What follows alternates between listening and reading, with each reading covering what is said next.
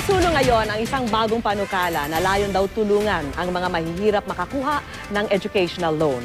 Ito na nga ba ang solusyon sa problema sa edukasyon? Narito po ang report. Kinalampag ng grupong League of Filipino Students sa Malacanang kanina para iparating daw kay Pangulo Aquino ang kanilang hinaing dahil sa hindi pagbibigay prioridad sa edukasyon.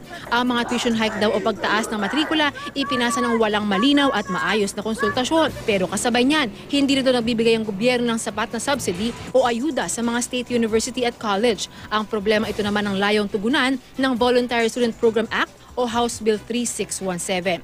Sa ilalim ng panukala, mabibigyan ng pagkakataon ng college at post-secondary technical vocational students na makakuha ng student loan o educational loan mula sa mga pribadong bangko. Depende naman sa bangko kung anong requirements ang hihingin sa estudyante para rito, gayon din ang ipapatong na interes. Pero oras ron na maipasa ang panukala, maaari nang magtakda ng maximum amount. Kung maipasa ang naturang panukala, magagamit ang loan sa matrikula at iba pang gastusin basta may kinalaman sa pag-aaral. Bibigyan naman ang estudyante ng hanggang 2 taon pagka-graduate para mabayaran ang kabuuang halaga.